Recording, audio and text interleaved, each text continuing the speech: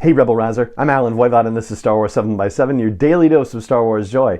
And thank you so much for joining me for it. So Crosshair's change at the end of The Outpost, which is episode 12 for season 2 of The Bad Batch, this is something that we've been hoping would be coming. I mean, I think with The Bad Batch and with Crosshair splitting off from them, we've talked about it on the podcast before, how it's almost like a Tamra Vora scenario from Star Wars Resistance, where she went into the First Order and then eventually came back. I think we've all been hoping for a similar scenario with Crosshair, and certainly they planted the seeds for that in the Solitary Clone, that first episode in which he appeared in season 2. And there was another nod to some of the things that Commander Cody was telling Crosshair from Rex in that mid-season. It wasn't really a finale, it was just a mid-season double episode situation, with Rex saying that more and more clones are waking up to what's been done to them.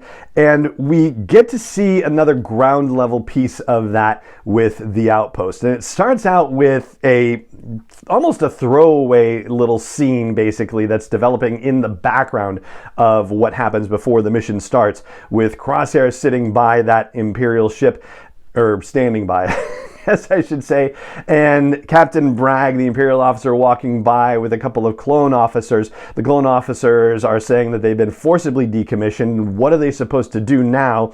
And Captain Bragg, not even looking at them, not even bothering to stop what she's doing, says, just ask the Imperial Information Bureau. There's absolutely no respect for the clones or the work that they've done.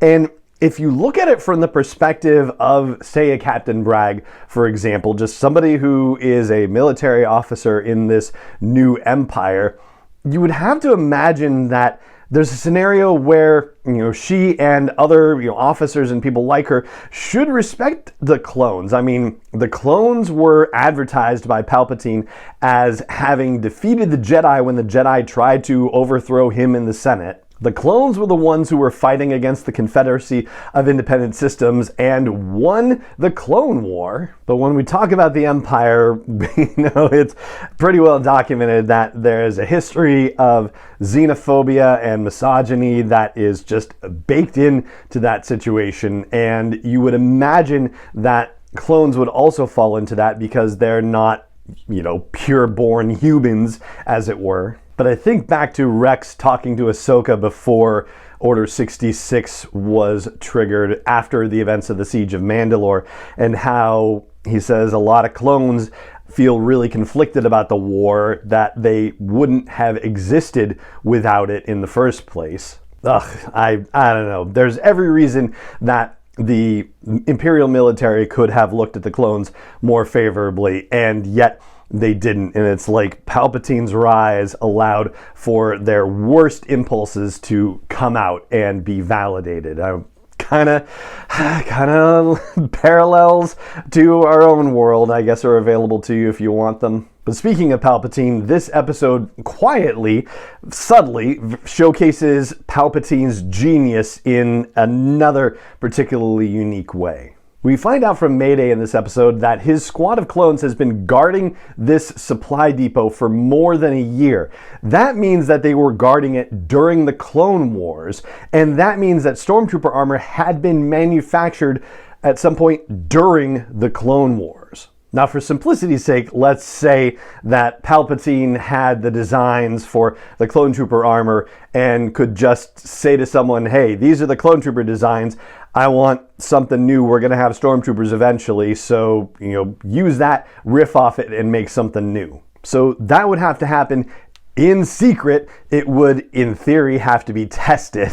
I know that they're basically cannon fodder for Palpatine's considerations, but I'm sure there was some level of testing on stormtrooper armor before it went into production and manufacture. But you also need all the supplies, and the stormtrooper helmets are sophisticated. There's a lot of technical stuff inside of them, so you need all the electronics, and you need to manufacture at scale, and you need to do it in secret. Now, one of the benefits of having an enormous galaxy is that you can find some out-of-the-way planet and stick a bunch of people on there and say, all right, here you're manufacturing stuff, and maybe it's a little easier to keep something like that secret. But if the construction of the Death Star is any indication, we know that it's easy enough to keep enormous secrets in the Empire in this galaxy. Now, I have to say, I wouldn't be surprised to find out that he ultimately had worked something out with Dooku to have Dooku be the one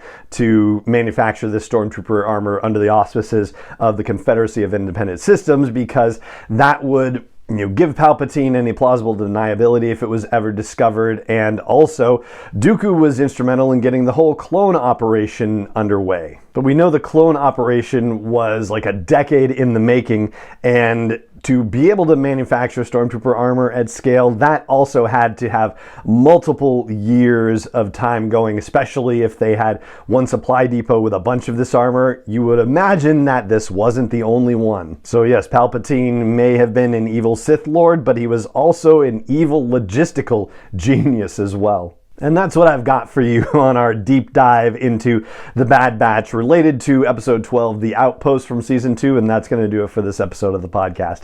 It just remains for me to say thank you so much for joining me for it, as always, and may the Force be with you wherever in the world you may be.